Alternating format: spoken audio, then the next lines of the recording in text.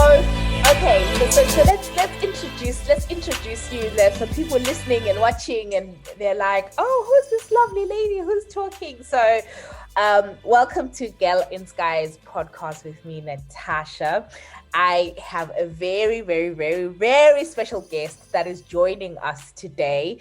And I'm going to do that annoying thing where I say to the guest, please tell us about yourself. Please introduce yourself. But just a little bit.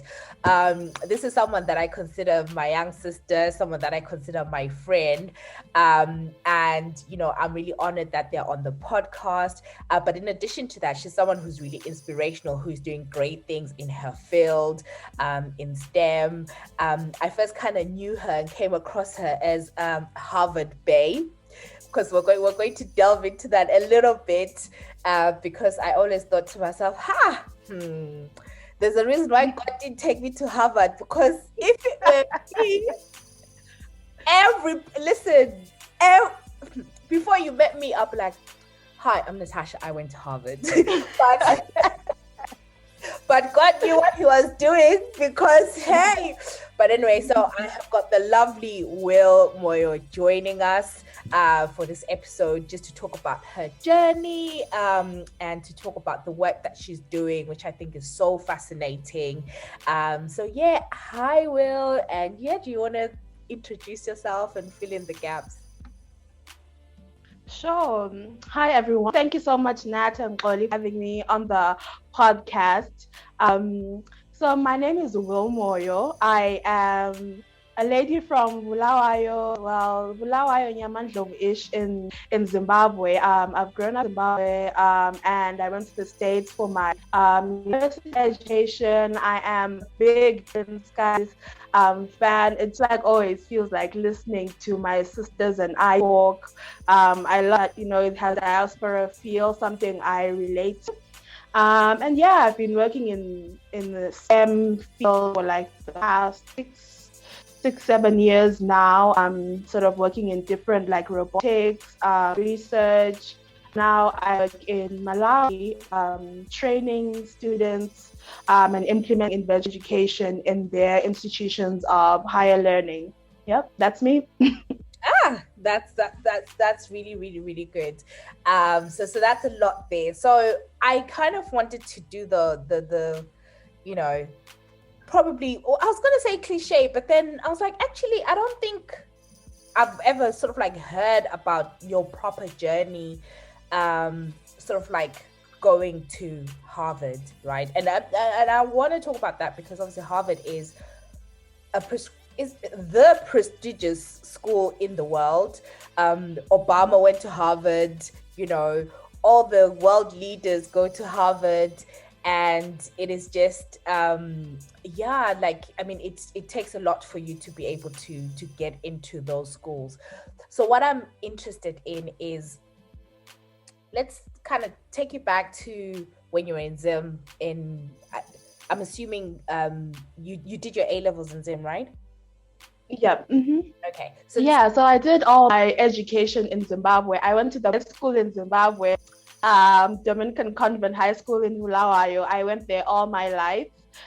Just like, I feel like especially if you have a young girl child, I hate that term, by the way, but you know, let's just use it for today.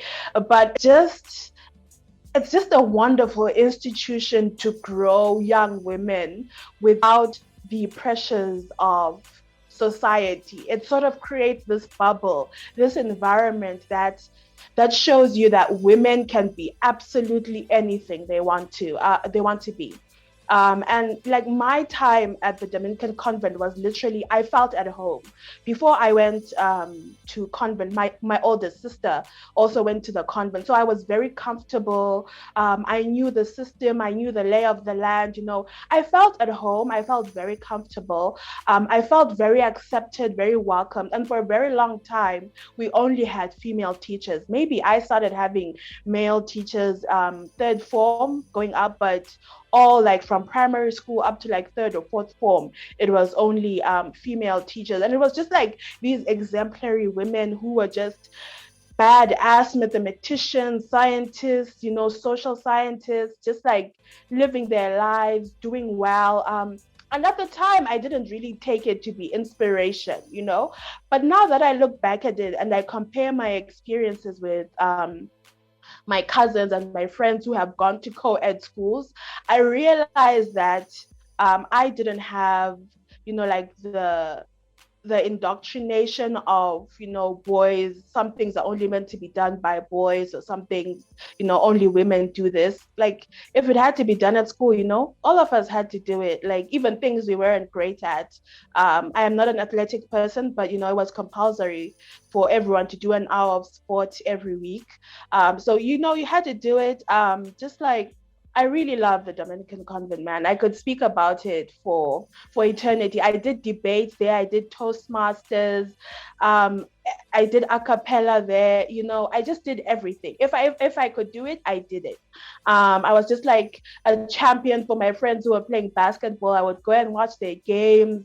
You know, like I just had the most wonderful experience at school. You know, I felt at home at school. I would be one of those kids who would be waking my parents up to be like, yo, time for me to go to school. Like, the first day of school was something that's always been exciting. And like, I've been a good student all my life, but in part because my mother is a teacher. And so she's always like, we've always read at home. We've always been studying, but because I have so many older siblings as well, I have always been studying ahead. I don't know if that makes sense. Like, I would be reading my sisters or my brothers like books and their work. So that was, for me, that was just like a wonderful, like, my primary through high school experience was just wonderful. And it wasn't until I think fifth and sixth form that I realized that, well, I'm actually really smart. And I think it's because that's when my mom realized it, like, whoa, you know, like, Will is kind of smart. Like, and then she started to push me and ask me about, like, what mark did you get for school? But prior to that, like, my parents didn't care. All they did was like pay school fees and all of that. And then in the fifth form as well, I got the Joshua Ngomo scholarship from the Higher Life Foundation. So they paid for my high school, my fifth and sixth form tuition. So I was like, whoa, you know, like, and then I started going to like their boot camps. And learning just about, you know, like the work they do. And then I during the sixth form, I also got another scholarship. It's called the United States Student Achievers Program. We call it USAP for short. And what this program does is basically prepare you to apply for universities in the US. It is led by Rebecca Mano, who is just like wonderful, wonderful, wonderful person. And now she leads Education Matters, and the USAP school as well, just a little bit outside of Harare, where they just support students who are sort of exceptional, brilliant, who are smart, and help them prepare. They take them through fifth and sixth form now in the actual school, and then also now help them prepare to apply to universities around the world, but especially the US. So I was accepted into that program. And they really, honestly, they prepared me for the SATs, helped me write my personal statements, all the essay questions, helped me prepare for my Harvard interview. And it's a really long process, but I was really lucky that I applied for Harvard early decision. So you get to know, I think by January or something like that, I knew I was going to Harvard and I didn't need to apply elsewhere. But like, applications to US schools, especially if you haven't grown up in the US system, is a very long and tedious process. But for me, USAP was just like all the difference. It kept me going. Even at times I was like, you know what, let me just focus on my A levels and not on these applications. They were always checking in, calling in, and we, you know, I'd go to the American Corner. At that time, the American Corner was at the Bulawayo Public Library. So I'll go there all the time, work on my essays, get internet access, you know, learn a bit more about the process. And we were a class of about 20, 25 people. So yeah, I really love USAP. I love the work that Education Matters is doing in Zimbabwe. It's just giving access to education to so many different types of people. And their work is so important. And, you know, I really appreciate them for everything that they have done for me. Yeah. That's amazing, Will. That is so amazing. First of all, I want to kind of go back a little bit because uh, you're probably the first person I've heard giving such a glowing review of their school, right? Like it is amazing. So, with convent, I mean, you have listen, convent people should just take a clip of this. um, but do you kind of see yourself being involved with any? I don't know if they've got alumni um associations or sort of like giving back to convent or being involved in some way, being a trustee. I mean, I don't know whatever structures they have. Is that something that you would like to do? Oh, absolutely not. I would say, I should just say that I know some of my friends had a very different experience of school than I did. So there's that. I think for me, it was because I was a very good student, teachers tend to treat you differently. I was also the head girl. So you can imagine that, like I felt like I owned the school or like that I particularly belonged. And I'd been there for like since grade one. So all my friends, most of the people, who were there had also been there since grade one. And we had a few additions during first form. I absolutely love the Dominican convent in Bulawayo. And that's not to say there aren't some things that they did wrong. It's just to say that for me, it really nurtured me. It was a safe environment for me. It made me feel valued. It made me feel like I had something to offer in the world. I was always challenged. There were always opportunities, like to travel. I always used to travel with the debate team. I was the third speaker, and like the school supported us. And like you go on these debate tournaments, you win, then they call you up at assembly. I just felt so important. Like, and that's I think as I've grown up, like affirmations for me are just something that are really important, and that's how I felt at the Dominican convent. We don't have an alumni association, we just have a Facebook group, but I've honestly been thinking about starting a scholarship fund for students who might fall upon hard times and their parents can't afford to send them to the school anymore, and just seeing them through, because it's something that happened a lot during my time, especially as the Zimbabwean economy was changing. So many of my friends left the school because their parents could no longer afford, and I really want to bring myself and a group of friends and sort of other alumni to start a fund that can support students whose parents have fallen on hard times to continue with their high school education. It's something I'm definitely looking into. I think I'm also now at the stage in my life where I'm really starting to make my own money. So it's something I'm in a space where I can think about that, and I'm really grateful for that. Yeah.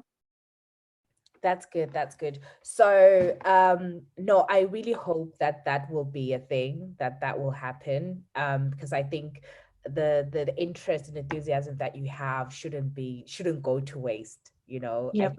think, hopefully, yeah, please do that and let us know if there's any way that we can help you. Because I think, yeah, they should have you on board as like a advisor or something, right?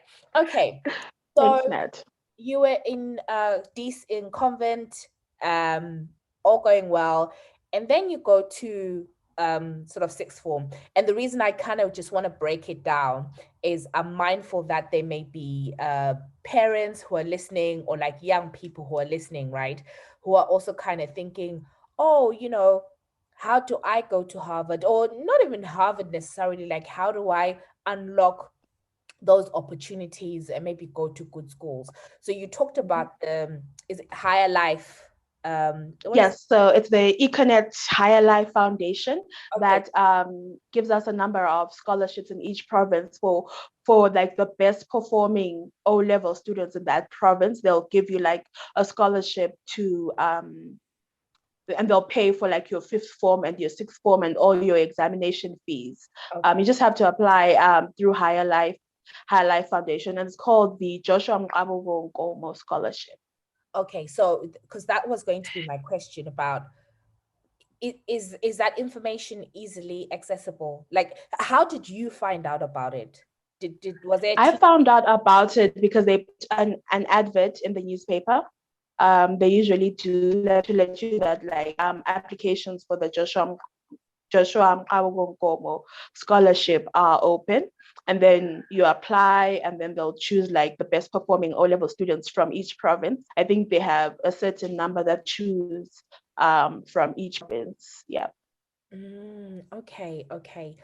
So you get that, which I'm pretty sure like your mom like was I can only imagine being a parent and then your child gets the scholarship. You're like, oh, like one less expense. I'm sure she was proud and relieved as well, right? Yeah, it also came at a time when we as a family were going through some like financial difficulties. So it was just like a welcome a welcome relief for myself and for my mom as well. That's when my mom was like, "Whoa, Will, you're smart." Like my parents have always been like, "Do whatever you want with your life. It's your life." They've never been parents who are on top of you, like asking, "Have you done your homework? Have you, like how's school?" Like my parents rarely came. Like they never actually came to teacher parent conferences. I would always ask like my mom's younger sister to come, or my older siblings. So like they've never really been pushy parents. But then like when I started like getting scholarships and like debate boards, my mom was like, interesting. I didn't know this about you. Yeah. That's good. So now you have the scholarship. So the program that you talked about, the US, what is it called, by the way? You It's mentioned. called USAP. Yeah, USAP. So is it the High Life people that link you with that program? No, so there's also a separate application for USAP. They put up calls on social media, sort of like relying on people's social networks to say, hey, we are USAP, the United States Student Achievers Program. And by that time, when I was applying, it was run through, my mana was still at the US Embassy. So it was run through the US Embassy. So they put out calls through their various networks that you have to apply for that as well in your fifth form. And it's a number of essays, and you send in your O-level results as well. And then from that, they will select a number of students they want. And then you go through this process where they're assisting you with your application process. And now the program is still run by Maimano, but through an organization called Education Matters, which runs, so it runs USAP and also what they call the USAP School, which is a school for exceptional A-level students, so Form 5 and Form 6. And they sort of like take students through that pipeline. And there's also an application to be a part of that school. I will say there's like all these different opportunities in Zimbabwe. There's what I know as the Star Academy, which also takes in some like brilliant students, the USAP school, and then there's also an organization called Macomborero, where they are sort of working with exceptional low-income students who come from low-income households as well. So like there's so many different pathways to take. Yeah. That's really good. What I will ask Will is sort of like after this, if you could share the links with me so that we put Perfect. them on the episode, just because I think you've I think the point that you made about the opportunities is a good one. However, I also do think, but I'm a few years older than you, so maybe in my world, but I do think maybe sometimes there's an issue about who gets access to that information or who is exposed to Absolutely. that information, right? Um, Absolutely. I'm thinking about, like you said, you make these applications of like um, Form 5, and like, so you sort of need to be preparing from O levels. Mhm. And I'm remembering that I didn't know about all of this, but again, I went to like a mission school, John Talek, and then went to Evelyn for my A levels. So Mhm. maybe the information was there, but I didn't know. So I think that's an interesting thing for me that we can explore, and maybe at the very least what we can do is just share that information. So Perfect. for parents, so like you're saying with this program, it was, do you remember like roughly when in your form 5, in terms of like the year, like in terms of timelines, like was it sort of like beginning of the year when you had to start doing this process, or like towards the end of the year? I think it was towards the beginning of the year, around March, April, where you send in your application. Because, like, applying to US universities, especially if you haven't grown up in that system, it's a very long process. You have to take SATs, write essays. So it was at the beginning of the year. Then, they go through their own application cycles, and they do the selections. And maybe by, I think, November or like around that time, they let you know. But of course, application timelines might have changed. When I send you the links, I'll also send you the timelines. But also just to mention that there are USAP, Star Academy, Macomborero, and all these other organizations doing this wonderful work are not the only pathway. You have the American Corner in Bulawayo, Mtare, and Harare. You have the British Embassy sponsored hub. I can't remember what it's called. It's called British something. But those are really good pathways as well to find out about how can I apply to school in Britain? How can I apply to schools in the US? So it shouldn't just be limited to, those sort of pathways. There's many other ways to explore, and definitely the issue about access. I think going to a private school, you have a lot of information. You have people from universities overseas coming to your school to sort of recruit students. You have open days, career days, university days, where universities are coming and trying to recruit you. So definitely access is a big factor when it comes to accessing information and opportunities in Zimbabwean schools. Mm. Yeah. No, I think if we share that information, that would be helpful.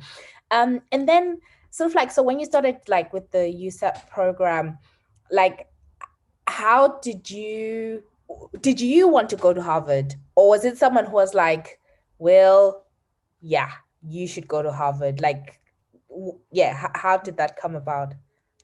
Michigan University was one of them. And as we were speaking to like the counselors at the US Embassy and my manor as well, we sort of made this list, and then I started working towards application to those universities that were on my list. Yeah. Okay. So, okay, and then like, how did you find out? When did you find out that, okay, you had been successful?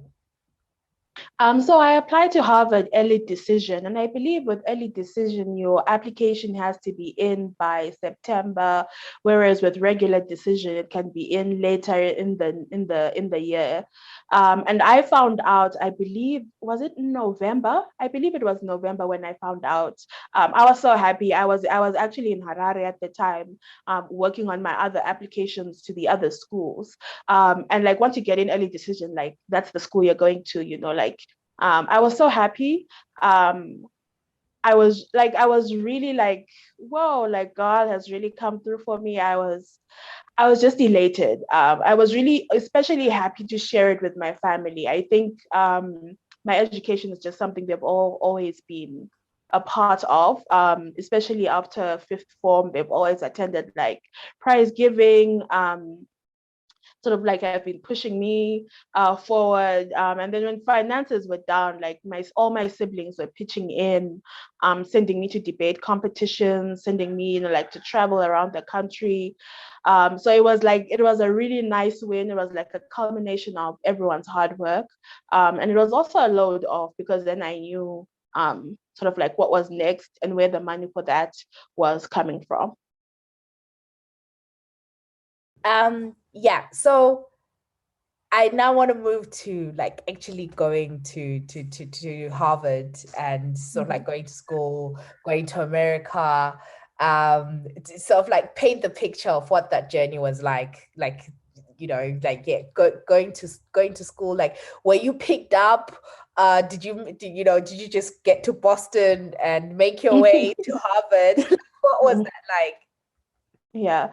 So what I expected to, like, I expected New York movie style America as soon as I land in the airport. I left Zimbabwe with just about like $100. Like times were tough then for us. Like, whew, we were going through a whole lot and then some.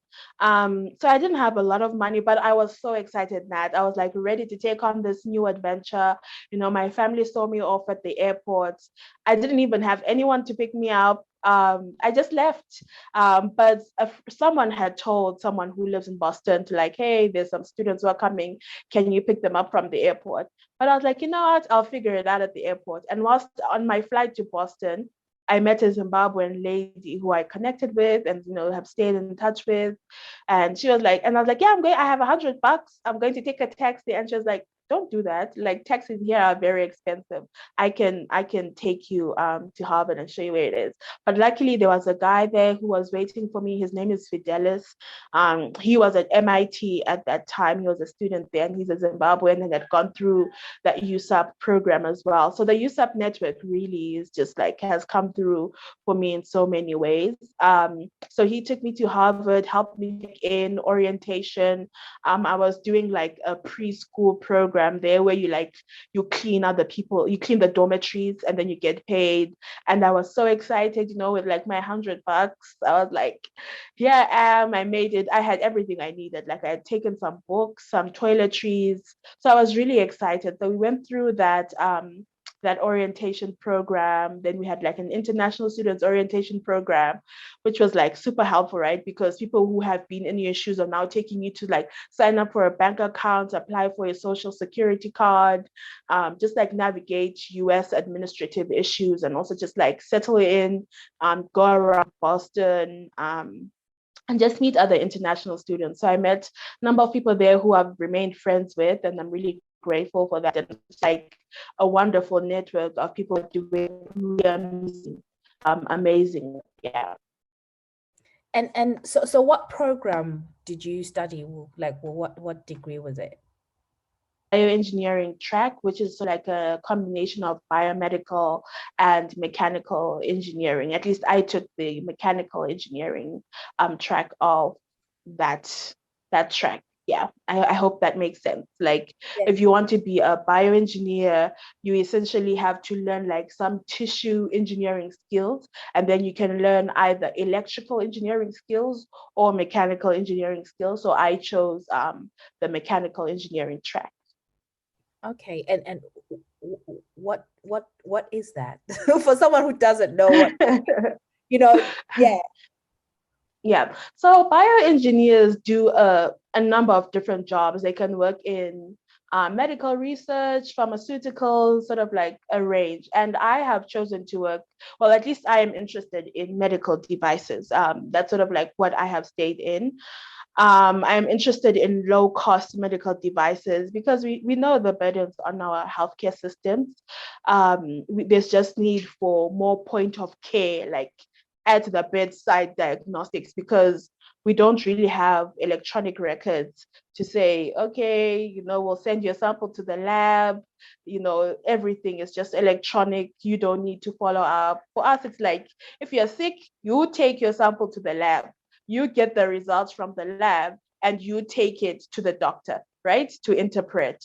But I want to see a healthcare system where the doctor can administer the test right there, right? So you cut out the need to go to the lab, and all of that walking around, and they administer the tests whilst you are there at the doctor's practice, and they let you know the results there. So that's sort of like the type of work I am interested in, and it's sort of known as point of care diagnostics, and I'm interested in low cost point of care diagnostics. So like a lot of my work has been in that field. So working in microfluidics, like straight out of university, that's what I worked on. And then I worked in soft robotics.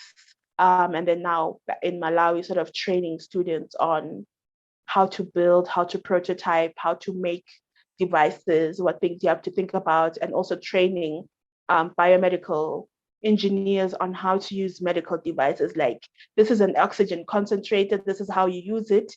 If it breaks down, this is how you repair it. These are the things that are most likely to break down.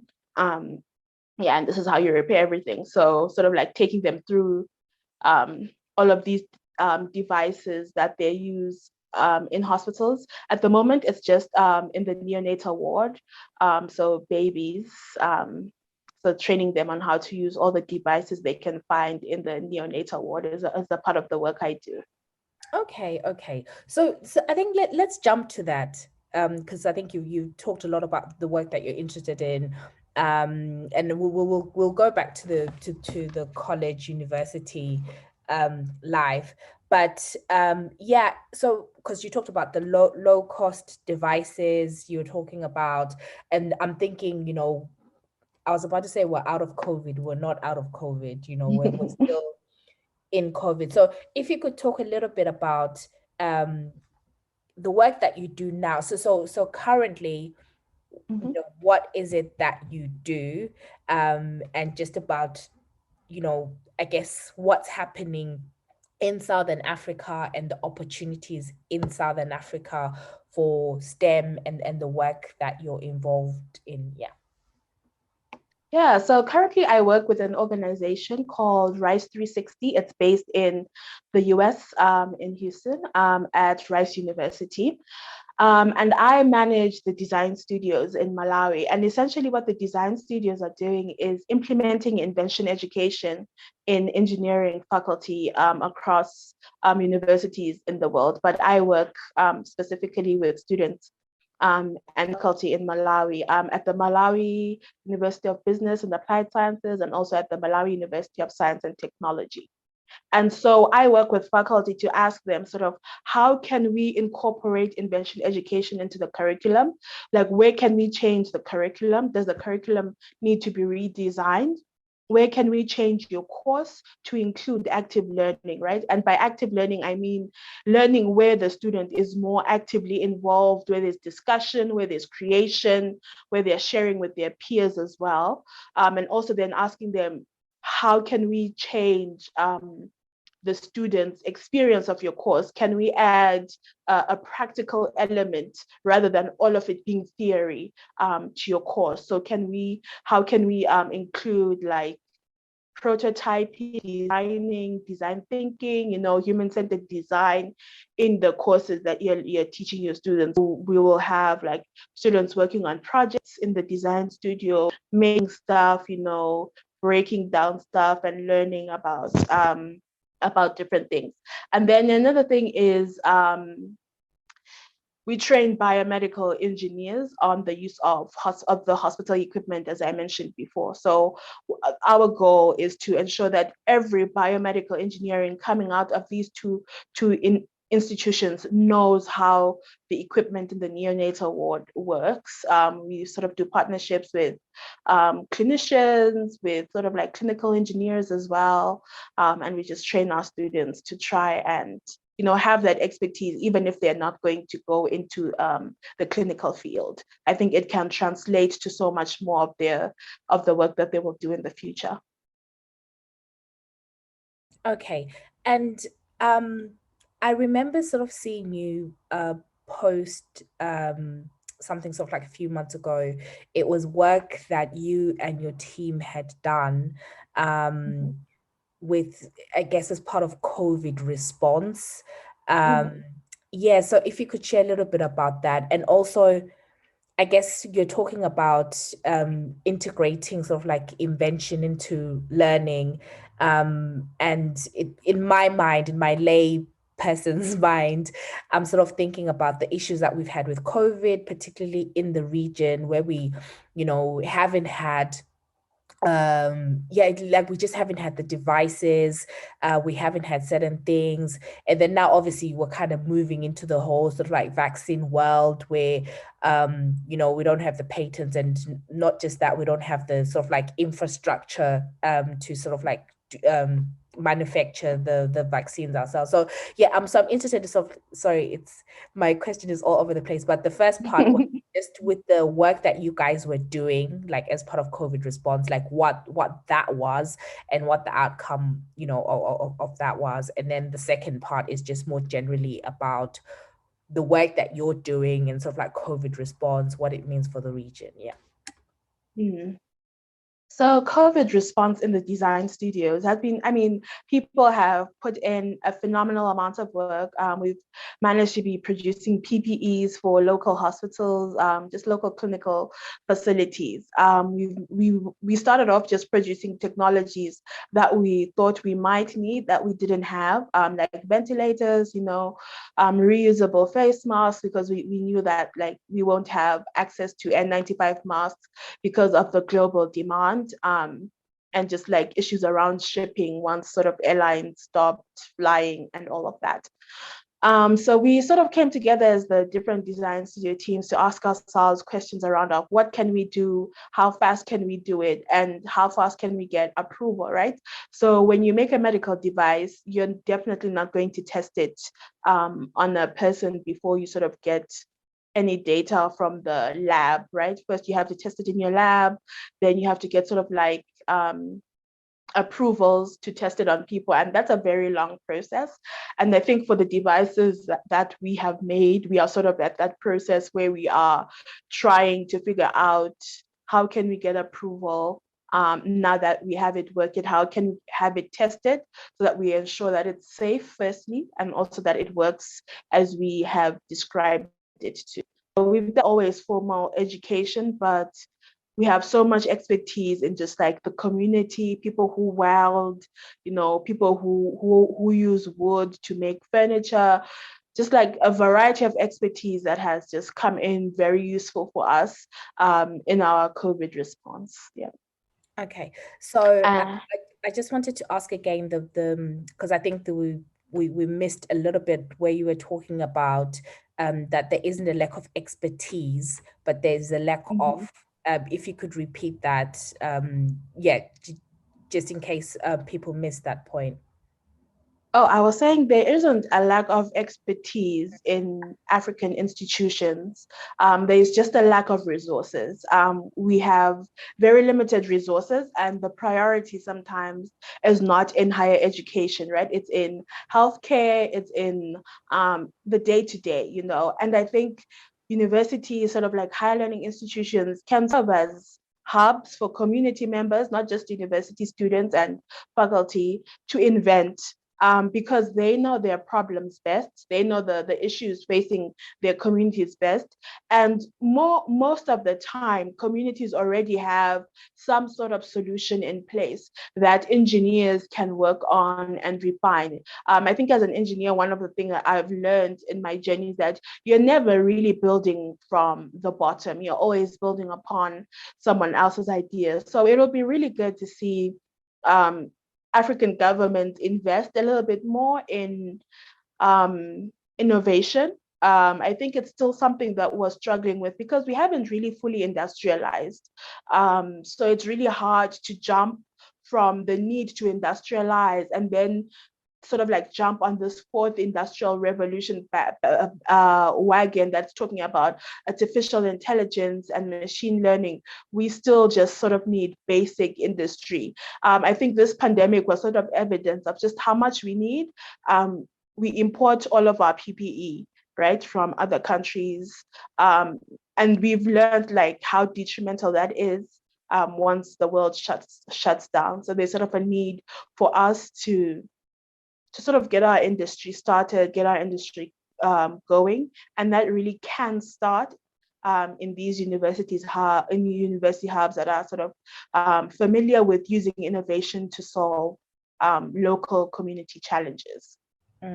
So your design studio, like in Malawi right now, do you work sort of like collaboratively with other universities across the region, Southern Africa, or across the continent, really? Is there that sort of like joint working? Because it kind of feels like that's at the very least, if there's no money being poured in, that's a good starting point to kind of join up. Yeah, definitely. We work with a number of design studios that are also, sponsored by Rise 360 in Tanzania, in Nigeria.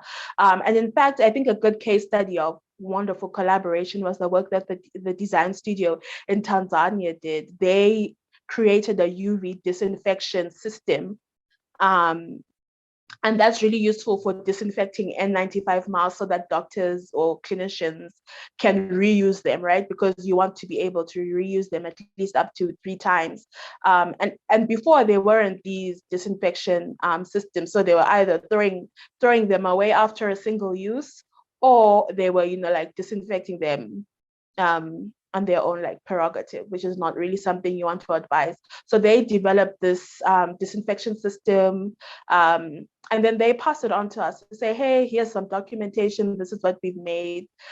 If you guys would like to implement a new local hospital there, please go ahead. And we took that on, implemented here, and like make adaptations according to our own needs. So I think that's a very good case study of some like really useful and great collaborative work between countries. This is really, really interesting. So what do you, so we've talked about the networking and we talked about the resource.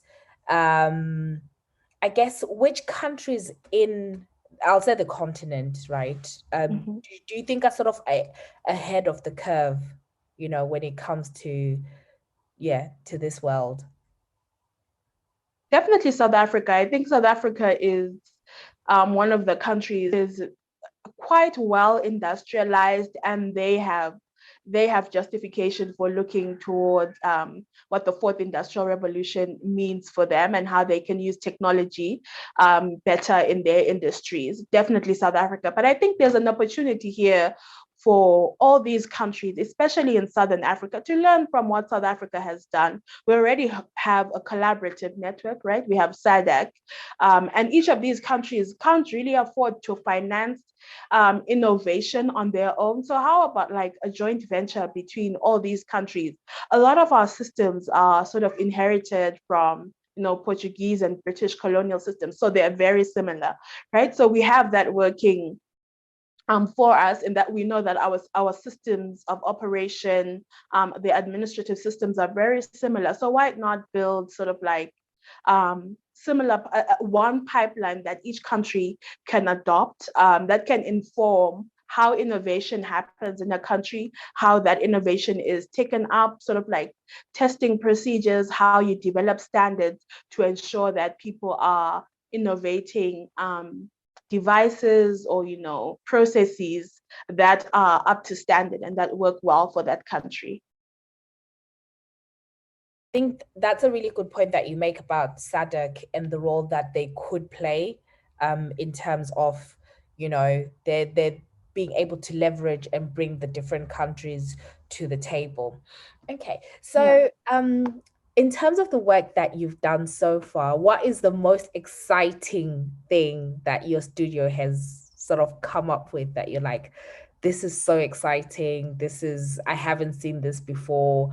Anything that your students have come up with or that you've come up with? I think our students, I want to say maybe our drone technology work is something that really excites me, because it's not a new technology, right? But we are able to manufacture every single part of a drone in our design studio now. We can put it together, and that I think has implications of how Malawi can then start to use drones or like unmanned technologies and like agriculture for their own use. So that's something that's specifically exciting for me. But I think on a personal level, what's really exciting for me are the internship programs that we run. We sort of bring together 20 students at a time, and they sort of undergo an internship. So the focus, our just ended internship was a biomedical internship.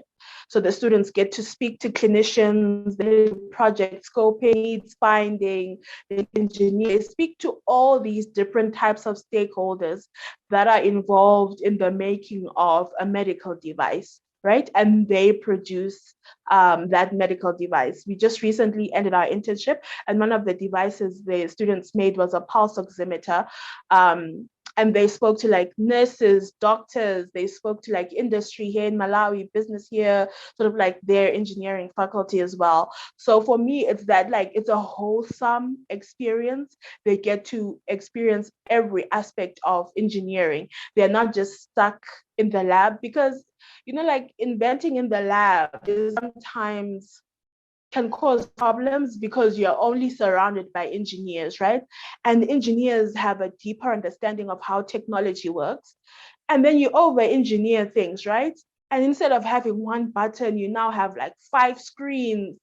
But the person who's going to use this doesn't have that engineering expertise, or the person who's going to manufacture this doesn't have that manufacturing expertise. I'm always telling students, run away from 3D printing, because at the moment it's expensive, right?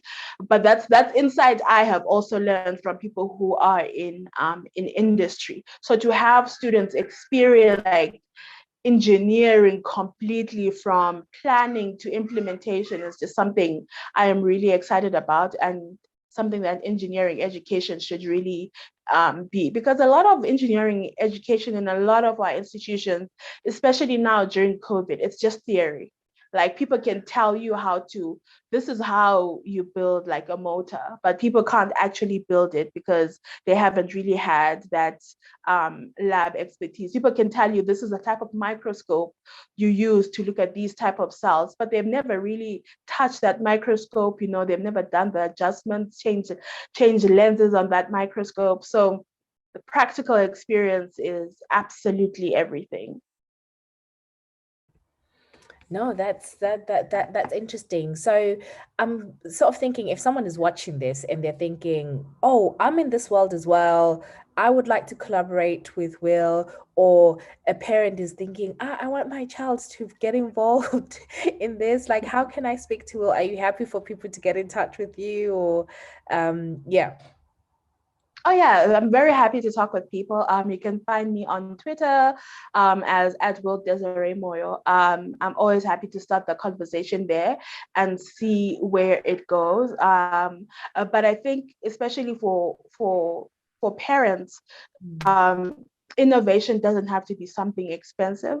I don't know if you grew up is like we used to make them all the time. We'd make different types. And so that was something that was reserved for the boys, actually. But, my family dynamics were slightly different. Like we would just be making things all the time. If anything broke down at home, like a radio or something, my parents would let us open it. Like after they determined they couldn't fix it, just open it and be like, oh, so this is how, you get sound. This is what's inside. Like just allow, your children to play around with things, just like using, Play-Doh. It doesn't have to start expensive. Start small, just sort of like, and then build up using Legos, like just simple is always like, simple is just perfect. That's good. That's good. That's good. No, this is so fascinating. And I guess sort of like just another question on this, like when we talk about sort of like STEM, right? And I know in Zim at some point, I forget, I think it was Jonathan Moyo or someone who sort of like pioneered STEM. Like, I wanted to get your thoughts on that, on Zimbabwe, because we're both from Zim, like in that STEM world. And so did that work, that sort of like pushing of STEM at some point? And yeah, I guess B, sort of what are the opportunities, particularly in Zim? Now at STEM in Zim, people are doing amazing work. But I think it's amazing work in spite of all the challenges that they face. And really I think for you to do STEM, you need a really good foundation. In the basics. So your basic math, your basic reading and writing skills, your basic presentation skills. And that's where Zimbabwe, I think, loses it. They want to start with grand ideas, right? They want to be like the fourth industrial revolution. We are adopting XYZ, we're adopting artificial intelligence. They can't, like, for the most part, a lot of the people pushing those policies can't even tell you what artificial intelligence is and what resources you need to implement it. We need to go back to the basics. What artificial intelligence are you implementing when you don't have classrooms? Like, how is that person like learning that artificial intelligence? There's no internet access. Like, internet is ridiculously expensive. Like, how are they then learning those skills? Our teachers are poorly paid. Like, if you miss a good grade 1, grade 2 foundation, like ECD foundation, it's going to be you are going to have to work very hard to catch up, right? And also, like, the attitude towards women in STEM, just like women excelling, just like academically as well. It's always like, great, they are doing it, but I don't think there is enough support for women to sort of like be in these industries that are usually male dominated. So I think we really have to get the fundamentals right. Let's get classrooms, schools in all the districts, grade 1 through 7, form 1 to form 6. No one should be walking more than 2 kilometers to school. Like, we just need greater access to education. Our syllabus itself, it has to foster and encourage innovation, which means we need training of teachers, right? And which also translates to, we need our teachers to be better paid. A poorly paid employee is doing bare minimum. And I think a lot of where STEM is involved, you really have to go above and beyond, because it's a lot of troubleshooting, a lot of learning. So I think we just need to start from ground zero. Yeah, no, I think that's a good point that you make, that we can't be talking about send space programs and the like when as you say, some of the foundational stuff is not intact. Yeah, no, I think that's very, and I think that cuts across the board, right, in terms of just different issues that affect them. It's just the foundation as well. So thank you so much for sharing your knowledge and just telling us a little bit more about the work that you do, which sounds really exciting, sounds, above what my brain can.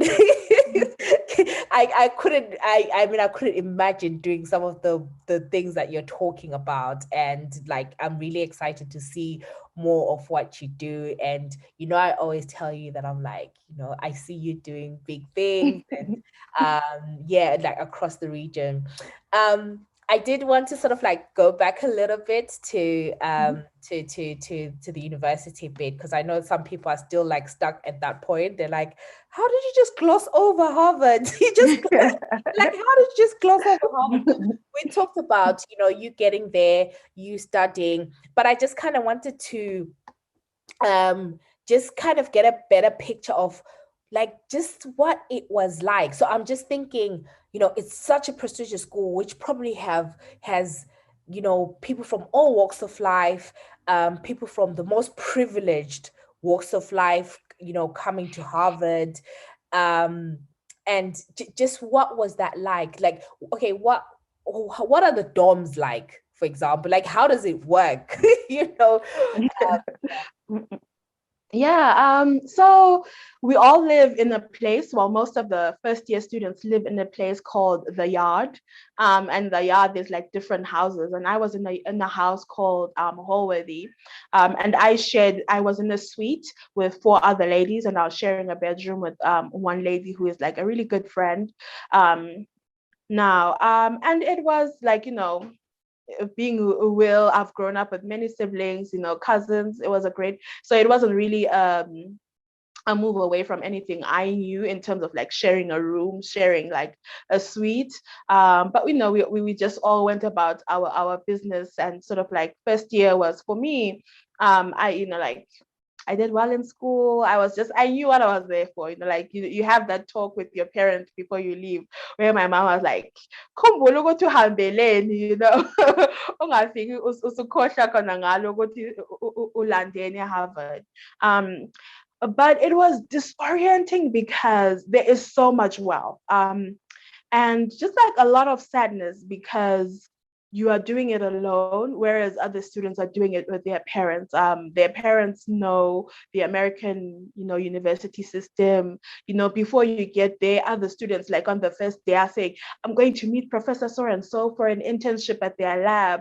And I think that's one thing I found about Harvard students, and maybe perhaps why I fit in so well, is that they are driven. Like they are doing internships, they are forming companies, they are leading clubs, and you are just there, day one, you're like, wow, I made it here, and you're just happy to be there, right? But other people are already saying, yeah, I have an internship with this professor to study XYZ. And so like you're sort of playing catch up. When I got there, I didn't have a laptop. So like I was just always in the computer lab, like some students already had their laptops. I was just used to writing in my textbooks, I'm a counter book. Yeah, other students are like typing, and I was like, how on earth are these people typing so fast?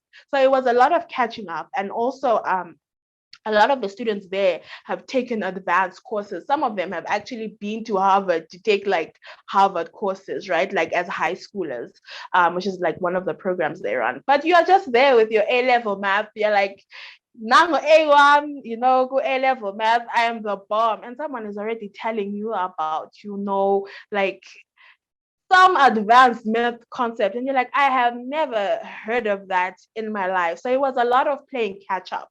And for me, what that meant is the engineering, during my time at least, the engineering sciences course load was you have the choice for Bachelor of Science or Bachelor of Arts. And I wanted a Bachelor of Science, which was 23 courses. And then the Bachelor of Arts is like 15 courses. And then, all the other Bachelor of Arts programs are 15 courses.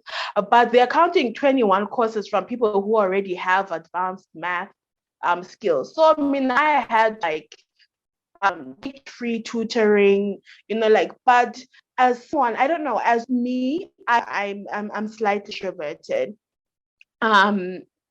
It's very hard to ask how, like, I have this attitude, but I'm just grateful to be here. Since I figure futhi ngicela imali zabantu ukuthi angisakwanisi bazathini ngami. So I had that mentality, but eventually, I was like, I am struggling, help me. And so like you just meet people as well. I remember I met this guy called Andrew Berry. He is a lecturer there, and he's British, so he knows the Zimbabwean system, like he knows the A-level system. So I was like, oh, if you want to get to this level, take these courses, and there's usually like 5 options for the same course, right? So he was very helpful. Like I feel like just like one of those people I have to go back and say thank you to. He also helped me get my first internship. He was like, what are you interested in? And I was like, maybe dogs. And it was like, okay, we don't really do research on dogs, but maybe go speak to this lab that works with rats. So I learned how to handle rats, like doing research with rats, doing like surgery, injecting, stuff like that.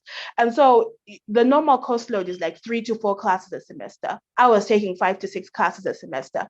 I was also working. I was working 20 hours a week, which is the maximum international students are allowed to work. I started working sort of cleaning out the students' toilets, bathrooms, and that, that also has like its own effect on your psyche, right? When you start noticing, because you have access to people's dorm rooms, and you're like, my dorm room is just my bed and my blanket, my table. These people have like 50-inch TV screens. They have like video games, like about Pac-Man that we used to play at like those video game centers. Are cool. Someone just has it in their room. Like they just have, like they have luxury. They have queen size beds. They just have like all these setups in their rooms, and when you're just there and like you're cleaning their bathroom, it sets up this whole different dynamic. So eventually I moved up to be like the leader or the captain of those people who clean bathrooms. But then so like I was getting paid more money, which was like so much fun. Like, and you form a community with, the people who are poorer, like, and you're just like on the a lot of my experience at Harvard felt like I was on the outside looking in. But even then it was wonderful. Not I can just go on and on about my experience. So just tell me to stop when you want to. So eventually I left that job. But the fun thing about that job too is that we were the commencement workers, right? So when graduation came along, we were the one organizing like various aspects of graduation. Were in these teams that were responsible. So you got to also see how the institution works from the organization perspective. You get to meet all these people who are in charge, and I think that I can sum up my Harvard experience as being, I didn't make a lot of friends my age. I made so many friends and connections with people in the system. So like your professors, your people who are running the universities. And that has been super helpful for me in getting like other opportunities, applying for jobs, and just having like, all the people to bounce off ideas off of. And also like when you need money, like these are very wealthy people of being like, hey, I'm stuck, I'm poor. Help. And I also found that in university that worked for me. Nat. Like people buy your story. Like people want to feel good about helping people, right? So people are like, nah, here's the African, where's Zimbabwean, let's buy her books. Let's just do all these stuff for her. But eventually I think I left that job. Then I moved on to being like an usher at the school theater where they host concerts like with really important people. So imagine you get to meet all these people who are important backstage. So like, you get to meet the university president, because that's where she used to do some of her addresses, and she'd come backstage, So like you're sort of like in the university, so but you're also outside of it. I don't even know how to explain it in a way that makes sense. Then I was working that job and also working at the library as well, and eventually I was moved up to like student supervisor at the library. So it was just like working a lot, and I was also doing like babysitting for one of the people at the university, and I was babysitting their kids. So I would wake up like 5 a.m. By 5:30, I'm at their house getting their kids ready for school. And then by like 7, drop them off at school or something like that. So I didn't really have a lot of time to like, yay, I'm happy. Let's socialize. Let's go to a lot, like the school hosts a lot of social events, like a lot of parties. Like every week there's like 4 or 5 events that you can go to. I didn't get to experience a lot of that because I was working so much. And on top of that, I was taking such a heavy course load. So I always felt like I was in school, but not really. But like I was also working at a lab, right, to like get like internship credit because it looks good on your CV. That's everything at Harvard is, oh, that's what it will look great on your CV. Like do this, it will look. I'm just like, but you join the system, you do what you have to do. So I was working my babysitting job. I was working as an usher at the theater. I was a librarian at the library. All I had to do was like put books away, and then I'd spend the rest of my shift studying. So that was a nice job for me. And then I was working at the lab, right? I moved around a couple of labs to learn different things, but like lab work is intense. It takes time. So I didn't really have a lot of time on my hands. So the people I made friends with were like the people I was in the lab with, who were usually like the postdocs or the professors. Like I feel like those like have just been such valuable connections for me. If I could do it differently, I would definitely go back and learn to ask for money because they have money. Like all you have to do as a student is be like, yo, I'm poor, y'all, I need money. But I think a part of it for me was just like the fear of saying, these people have already given me a full scholarship. I can't really be burdening them with so much. But there is so much money in the institution. And a lot of it also is that it's money for Americans. It's not money for international students. So there are some things I was applying for before I knew the system, right? And I'd always get rejections like, no, you can't apply for this because you're not an American. And that wears down on your soul. But if I had been applying for the right things, right, I would have just had just a lot of money. But you learn, you pass on that wisdom that you learn to the incoming international students. And I think that's really what it's all about, just making sure that the next person has it better than you do. Yeah. No, thank you for sharing that, because one of the things that I wanted to sort of touch on was just the experience of being in a place with so much wealth, right? I mean, I know a lot of people, watching, listening, people who studied abroad know the pains of being an international student, but then being an international student in a rich institution, right? And like you said, you had the full scholarship, but then okay, that's fine. But then there's still sort of like books, there's still living costs that you actually sort of have. So I guess my question was just, yeah, and I think you've answered it, that it's about knowing who to ask, but it sort of feels like there's something there which, yes, you're given the opportunity, but to immerse yourself fully in the opportunity, you have to have the full bandwidth, not to worry about living expenses, not to worry about these things. So I don't know. So do you, in hindsight, do you really think, okay, maybe I should have known what to apply for, or I should have been a bit bolder, or is there a little bit more that some of these institutions can do to really support people just coming from different lived experiences? Oh, absolutely. I think a lot of my experience was in shortcomings from the institution. They really and that's why I struggle with this now, because they've done so much. Like Harvard costs about 65,000 a year, 75, somewhere there. And they paid for all of that for me, right? But then the other thing is that America taxes scholarships, right? So even though it's a full scholarship, you have to pay that difference that has been taxed. And 2,000, 4,000 US dollars, it's a lot of money. So what you do is you take out a student loan, right? A private student loan. So that's also another conversation that about just being poor in these institutions. If I'm leaving this institution with about 20,000 US dollars in debt, I don't really have my only gateway to life is getting a job, right? And your entry level jobs don't pay that much, especially in STEM research, and especially in academic STEM research. Maybe in the industry it's a different story, but academic STEM research is sort of like a path that you take if you know that, I want to go into a grad school program, right? So I might as well just work in this academic research, so that I can get the letters of recommendations from these professors who know one another, right? So if I recommend someone to you, Nat, Will won't recommend someone dodgy. So it's the same thing, right? Or the other thing is just that professor can also admit you into their graduate school program. So you have to take this essentially low paying entry-level job. Then you have to figure out rent, right? You've just graduated, you have to figure out rent. And it's not just rent, you pay your first and your last deposit and the rent for the month, right? And then you also have to figure out, you're moving into a new place, right? You need pots, you need pans. And then there's the student loan that you have to pay back, right? It's just a lot. And then within the institution as well,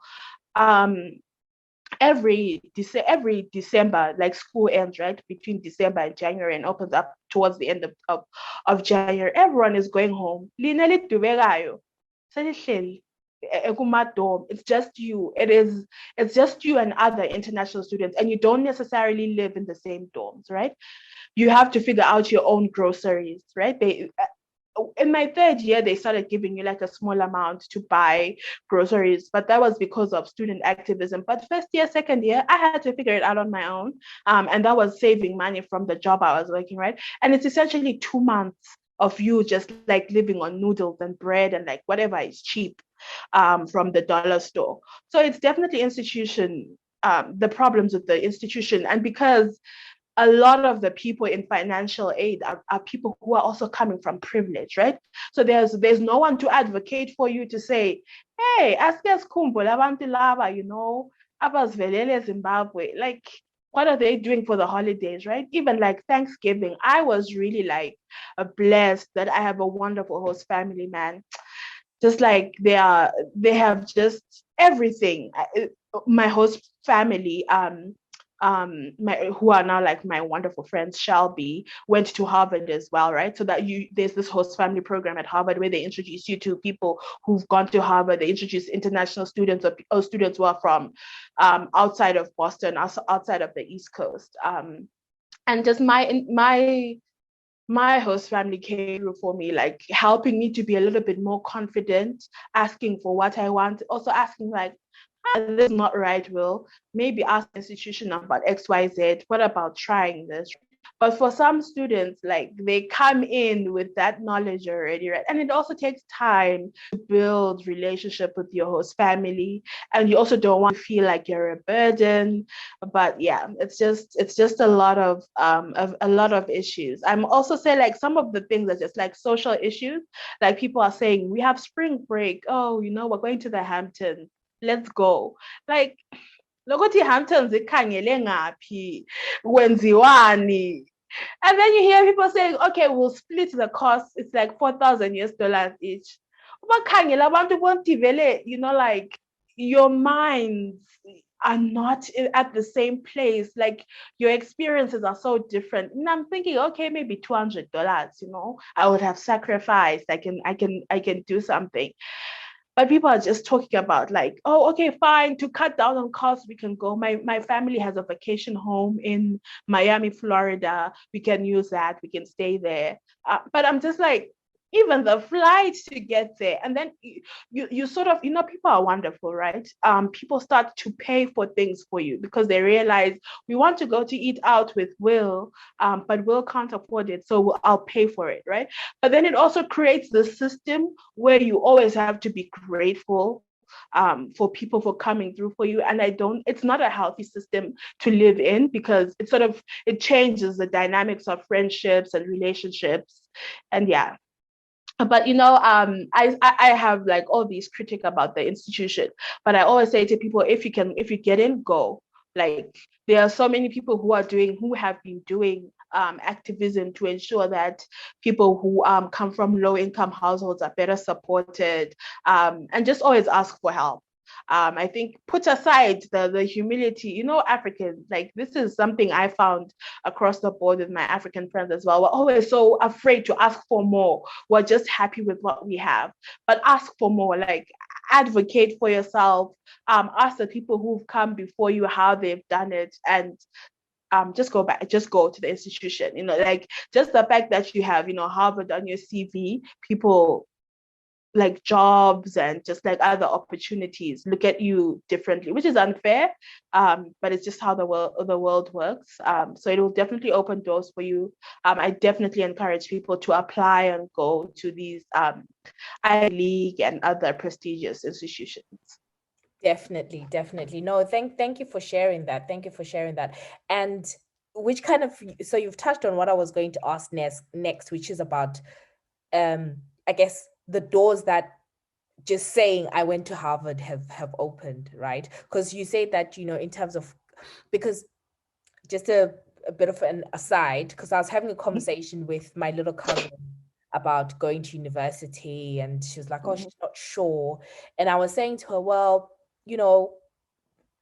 I think one of the good things about going to university is the networks that you create, which become networks for life. And also university is just a place where you go to sharpen your mind, and it challenges you. And I was saying to her that it also needs to be the right university, Yeah. So I guess my question is, on reflection, because you say that you've made connections like with probably people who were like your teachers, professors, and the like, not so much your peer group, right? If I'm correct. But yeah, like what doors has that opened? Just because I feel, you know, in the world that we live in, as you said, if you have Harvard on your CV, like what? You know, it just Yeah. opens doors. So what is that like? I think I have noticed that I generally don't have a hard time finding work. I get a lot of like recruitment emails, and like, hey, we're willing to recruit you. It's just that I was really focused on the path of like academia, doing research, changing the world, and not necessarily making money. But I think um, like finding a job hasn't been something that's been super difficult for me. And also just like I think perhaps we are taught indirectly how to be assertive, like, and just like to present. I think maybe it's an American thing as well. They are very assertive, they present themselves in a certain way. And as you also gain those skills, right? Like job interviews become a breeze. Like it's not something that you really stress, right? You get trained on job interviews. Like literally, someone will come in, ask you interviews. They will take a video in a room from all angles, right? And then they'll tell you, Will, you tap your feet too much. Will, you, when you're nervous, you do this, don't do that. Like you smile too much, you do this. So it's like that training of like, it's given me confidence on like just how I conduct myself at job interviews. I don't really go into job interviews with the idea of I'm interviewing for the job. I'm really going into job interviews with let me see what these people have to offer me, right? And I think that's something that has really like changed my life ever since I decided like you know what, let me try and make some money and leave this research thing alone for a bit. Yeah. And just like the network, right? I can tell one of my professors I'm looking for a job in XYZ. People will create a position for you just because this person has recommended you, right?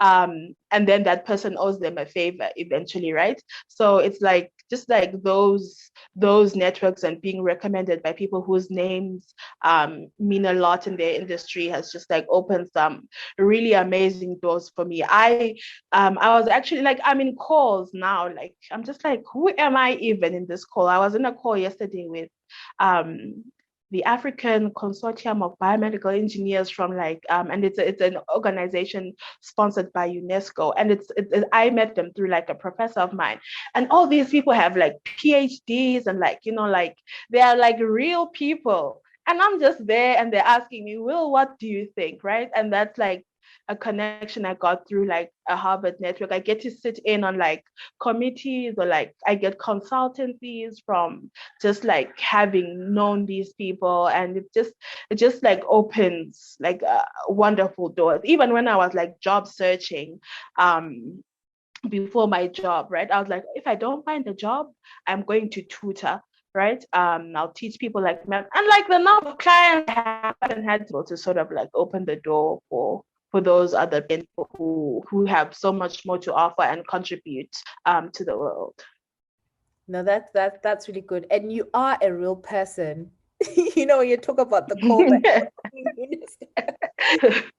you are a real person. And I think it's interesting because I think it in my mind, right, it kind of feels like the Harvard experience is one that you keep tapping into like for life. Absolutely, absolutely. Even like, you know, Nat, I say I haven't built networks with a lot of my peers, but as soon as I post like in the alumni group or send an email to the alumni association, like, hey, I'm looking for opportunities in XYZ, people I don't know, people who I never met who graduated in the 90s will reach out to me and be and offer advice, offer like opportunities, like just because we're in the same alumni network. So and I've also noticed that like I'll send things from my regular Gmail email to people and people will not respond. But as soon as I send it from my alumni email address, people will respond. Like they'll even ask, how much do you want to be paid? Even if it was something I was willing to do for free.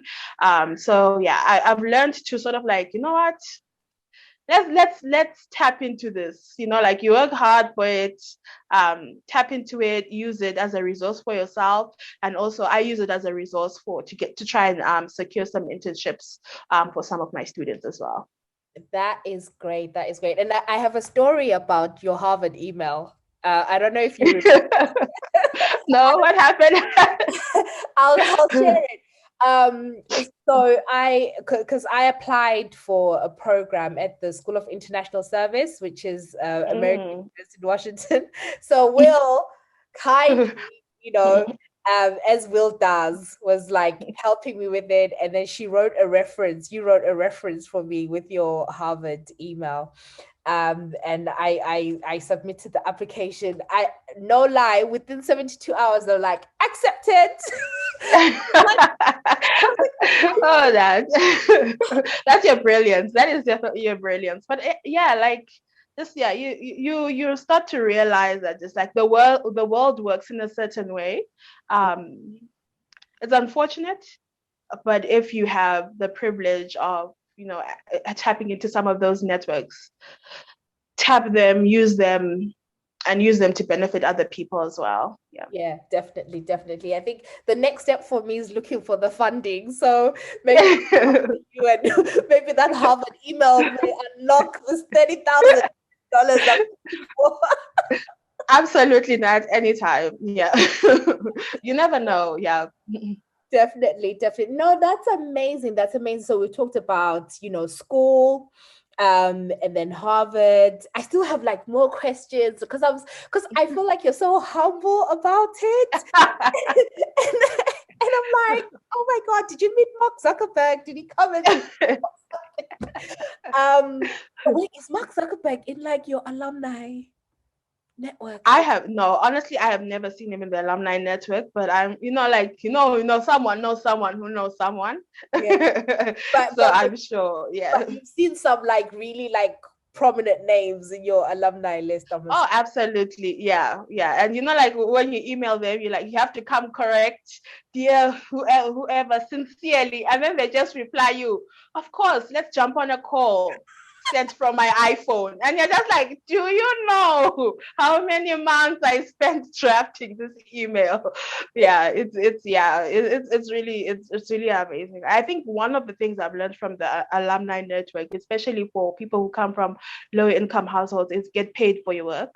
I love to do free things. Like I really don't mind if it takes me 5-10 minutes, but they're always like, yeah, always have your rate card ready. Like there's these seminars to prepare you, like even post graduation, to prepare you for like getting paid. Like get paid, like you deserve to get paid. So it's just it's a very interesting network of people. Yeah. Yeah, no, and I'm going to be pushing you to like make the most of this network. Make the most of this network. Just think about it as like compensation for, the living expenses for yourself. But Will, what do you do in your downtime? I feel like you're such a person that pours into people. You're doing all this great work, and honestly, the way you talk about the work, I just see you doing big things across the world, right? I definitely would love to see you like having a thing that you do that's like across and I have no doubt, doubt whatsoever that you can do it, right? So you're doing all of this, you're a great sister, but then how do you pour back into yourself?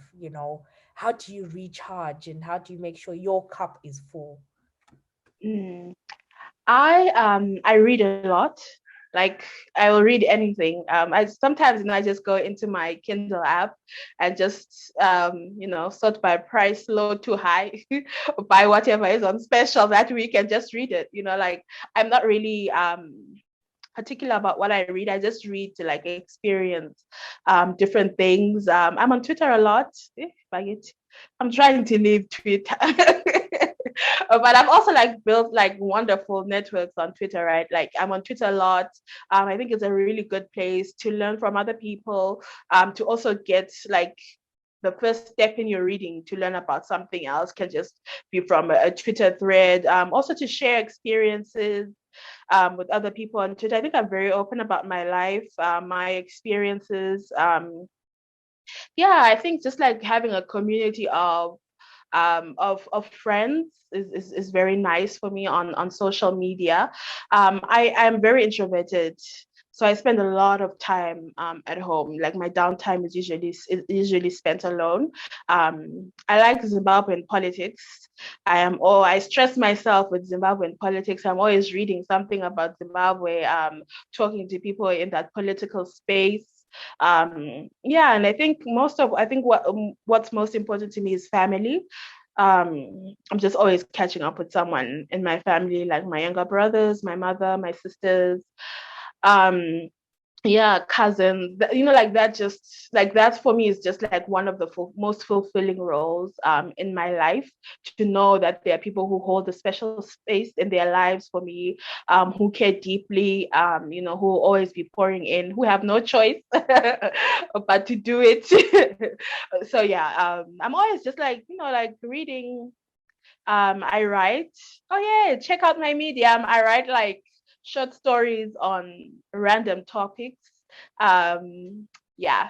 Like it's not even like it's fiction. Yeah. I love to like sort of like describe things and like sort of like sometimes put my feelings into words. I think I have lived all of my adulthood now outside of home. So writing is sort of a good way for me to like be by myself but be doing something.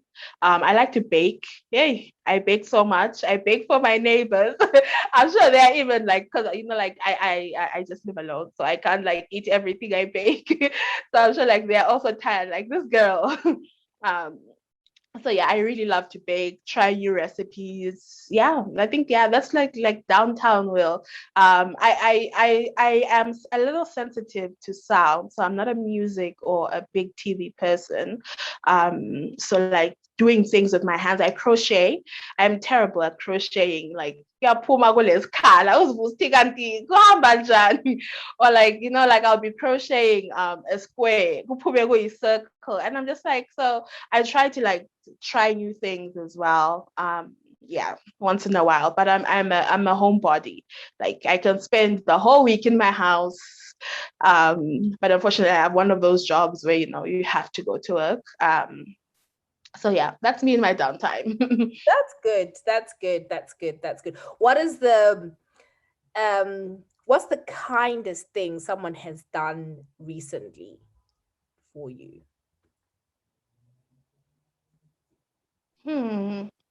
Recently. Mm-hmm. Can be a small thing. Trying to think. My birthday was recent. Yeah, so I feel like just What's your like birthday? on the 19th of June, yeah, I just feel like I hope there it. was so much love. No, you sent me a gift actually. Oh, Thank you, Nat. Yeah, like I really feel special, but I am a person who needs those affirmations and who likes to feel special. So my birthday was sort of like the height of me feeling special this year, and just like a reminder of how much I mean to people's lives, because I can I can do stuff, like I'm always doing something, but I it's very easy for me to forget that I'm doing stuff, so people remember me. Yeah, so that was really really special for me. Yeah. that is good. That is good. And I think we'll end on this note. And Perfect. I wanted to sort of say, I'm glad that your birthday was a day that you felt special. But the reason I was asking what's the kindest thing that someone has done recently is because you are such a kind person, Um, Oh, thanks, Nat. and I want to affirm you. I think I speak for Xolie as well. Just saying, like, you are such a brilliant person, and I'm pretty sure there's people that are listening who know you, who will attest to this as well. You are so kind. You are such a light. Everything about you is quite positive. Will is that person that will be like, yay, like you'll post like a picture, you look funny. Will be like, you look gorgeous. No, but I think you're one of those people who you just approach everything with light, right? With positive, truly positive vibes. You're truly kind. You truly go out of your way. And I know, like, I have the number of things that I have asked Will, a lot of articles that I've put out. I'm like, Will, can you please have a look? And Will would be like, okay, yeah, that's fine. And then, like, she'll proofread stuff. But this is someone who has a design studio, who is building robots and doing all this stuff. And she takes time out. And I know it's not just me, it is a number of people that you do that for. You're quite humble.